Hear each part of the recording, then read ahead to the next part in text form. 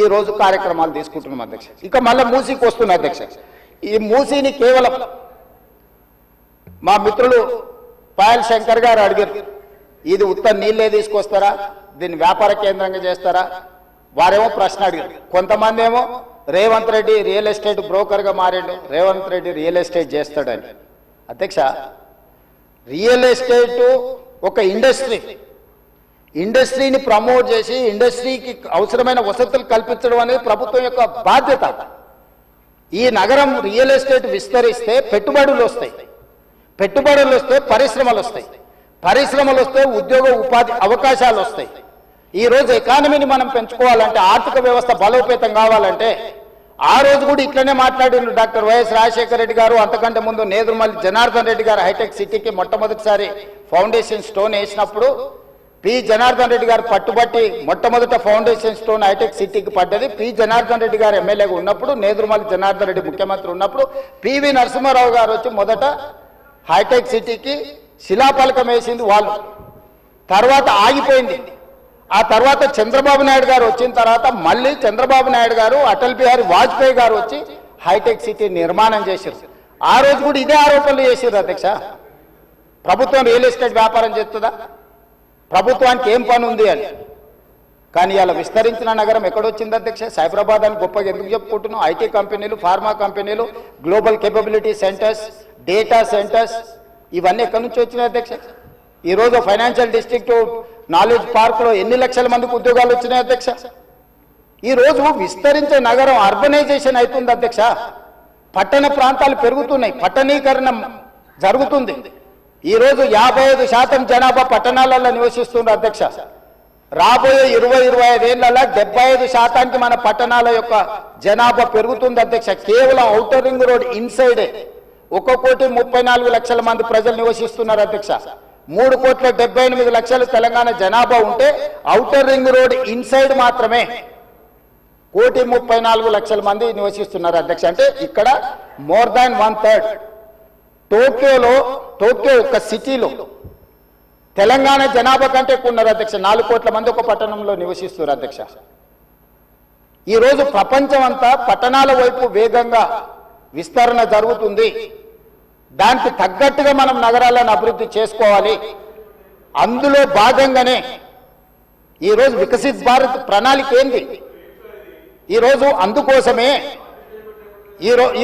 అందుకోసమే మా ఆయన దుఃఖం చూడు, ఆయన బాధ చూడు, కడుపులో విషము ఎట్లా అంటే కడుపు నిండా విషయం. ఆ మూసీలో ఉన్న కాలుష్యానికంటే వీళ్ళ కడుపులలో అంతకంటే ఎక్కువ విషం ఉంది అధ్యక్ష.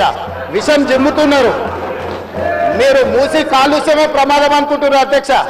ఈ మనుషుల కడుపుల్లో ఉన్న విషయం మూసీ కాలుష్యానికంటే ప్రమాదకరంగా తయారైంది అధ్యక్ష. ఏం నొప్పి అధ్యక్ష? నేను ఎవరినైనా విమర్శించిన అధ్యక్ష? నేను ఈ ప్రభుత్వం ఏం కార్యక్రమాలు చేపట్టబోతుందో సభలో సభ్యులు మాకు తెలవాలని అడిగినారు. పాయల శంకర్ గారు ఏం అడిగినారు అధ్యక్ష?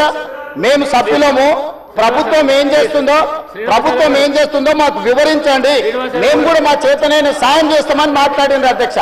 నేను వివరాలు చెప్పే ప్రయత్నం చేస్తే విషయం ఎందుకు కక్కుతున్నారు అధ్యక్ష? ఈరోజు క్వశ్చన్ అవర్లో సప్లిమెంటరీ క్వశ్చన్స్ 2 ఉంటాయి. 10 క్వశ్చన్స్ ఉండవు, 10 మందికి ఇయ్యరు. స్పీకర్ గారు అలౌ చేశారు, స్పీకర్ గారు నాకు అనుమతించారు వివరించమని. స్పీకర్ గారి అధ్యక్ష వాళ్ళ ప్రాధాన్యత ఏందో మీకు అర్థమైంది కదా అధ్యక్ష? ఈ చర్చ జరగవద్దు, ఈ నిజాలు ప్రజలకు తెలియవద్దు, విషం కడుపు నిండా విషం. మీరు కళ్ళు చూడండి అధ్యక్ష, అసలు వాళ్ళ కళ్ళలో చూడండి. వాళ్ళ కళ్ళగిన ఓలే శక్తి ఉంటే ఆ విషపు కళ్ళతో చూస్తే మొత్తం కాలి బూడిదైపోయేటట్టు చూస్తున్నారు అధ్యక్ష. కప్పిపుచ్చుకోవడానికి అద్దాలు పెట్టుకుంటున్నారు అధ్యక్ష. అద్దాలు పెట్టుకుంటున్నారు అధ్యక్ష. అద్దాలు పెట్టుకున్నా మీ విషపు చూపులు ప్రజలకు అర్థమవుతాయి. అందుకోసమని నా మాట ఒక్కటే అధ్యక్ష, ఈరోజు తెలంగాణకు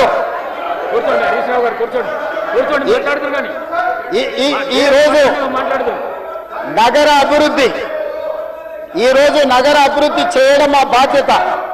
ఈరోజు ఇన్ని మాటలు మాట్లాడుతున్నారు కదా అధ్యక్ష. ఆనాడు కాంగ్రెస్ గెలిచిన ఎమ్మెల్యేని తీసుకొని మూసీ రివర్ డెవలప్మెంట్ కార్పొరేషన్ కు చైర్మన్ చేసింది ఎవరు అధ్యక్ష? ఎవరు? ఈ రోజు వివరాలు చెప్తుంటే ఆ నొప్పి ఎందుకు అధ్యక్ష? ఆ నొప్పి ఎందుకు? మీరు అనుమతి ఇచ్చిన తర్వాత వాళ్ళెవరు అధ్యక్ష ప్రశ్నించనికే? వాళ్ళెవరు సభ్యులు? ఈ రోజు అక్బరుద్దీన్ ఓవైసీ గారు, పాయల శంకర్ గారు, లేకపోతే కాలేరు వెంకటేష్ గారు, ఆ కాలేరు వెంకటేష్ గారినన్నా చూసి నేర్చుకోండి, కనీసం ఒక అవగాహన వస్తుంది. స్పష్టంగా నేను అంబర్పేట పోయినప్పుడు చెప్పిండు, 100% అంబర్పేట శాసనసభ నియోజకవర్గంలో మేము మూసీ నది ప్రక్షాళనకు సహకరిస్తాము.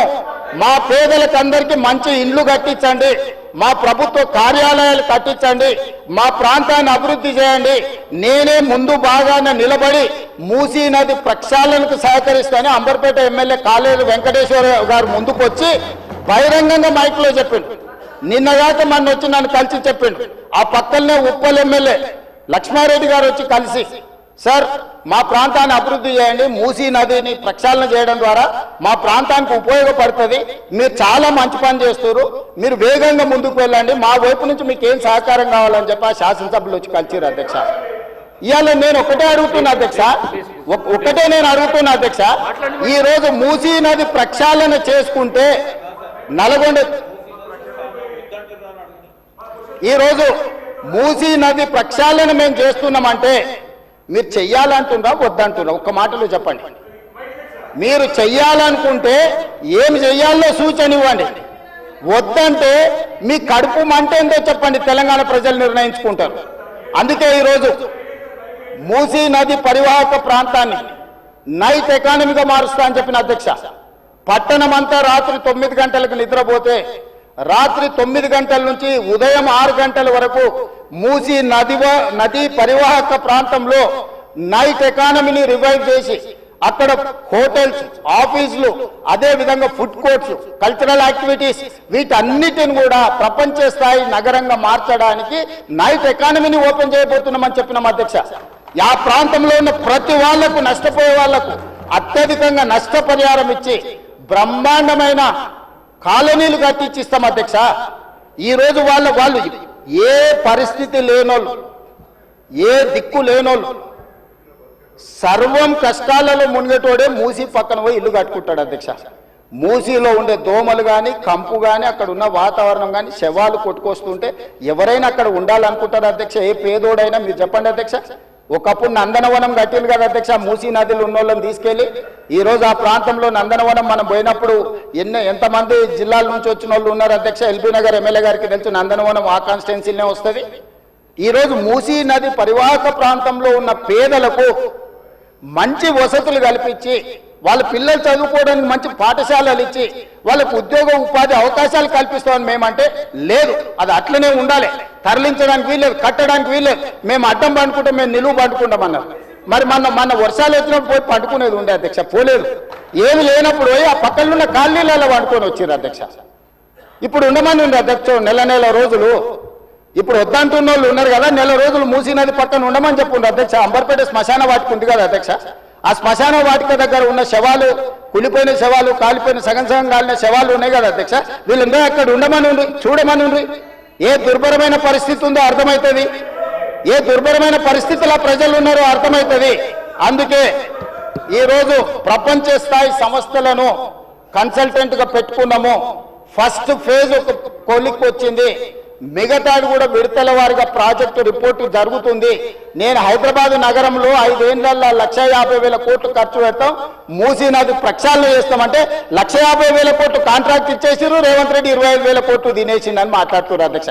ఎంతసేపు వాళ్ళు ఎట్లనో మిగతాలు కూడా అట్లనే అనుకుంటారు అధ్యక్ష. కాంట్రాక్ట్లు ఇచ్చుడు, కమిషన్లు కొట్టుడు, లిఫ్టులు పంపులు పెట్టుడు, ఇండ్లలో కనకవర్షం కురిపించుకున్నాడు, పోయి జన్వాడల్లో లేకపోతే మొయినాబాద్లో ఫామ్ హౌస్లు కట్టుకున్నాడు. ఇంతకు తప్ప మీరు చేసింది ఏంది? నా గురించి మాట్లాడే అర్హత మీకెక్కడిది? ఈ రోజుకు ఏది కూడా మేము కన్సల్టెంట్స్ డీటెయిల్ ప్రాజెక్టు రిపోర్ట్ ఇచ్చే వరకు అంచనాలు మేము చెప్పలేము. ఏంటంటే మేము 80,000 పుస్తకాలు చదవలేదు, మాకంత నాలెడ్జ్ లేదు, మేము అట్లా దొంగతనాలు చేయాలని పని కూడా పెట్టుకోలేదు అధ్యక్ష. అందుకే ఈరోజు మంచిరేవుల దగ్గర కాకతీయుల నాటి శివాలయం ఉన్నది అధ్యక్ష. 850 సంవత్సరాల పురాతనమైన శివాలయము మంచిరేవుల దగ్గర ఉంది అధ్యక్ష. గ్రేహాండ్స్ ల్యాండ్ ఉందా, ఈ రోజు అక్కడ శివాలయం కట్టదలుచుకున్నాం అధ్యక్ష. మన సంస్కృతిని కూడా పునరుద్ధరిస్తున్నాం. ముందుకు వచ్చిన తర్వాత మక్కా మసీదు ఉన్నది, ఒక అంతర్జాతీయ స్థాయి మజీదును అక్కడ కట్టదలుచుకున్నాం అధ్యక్ష, నదీ పరివాహక ప్రాంతంలో. ముందుకొస్తే సిక్ చావుని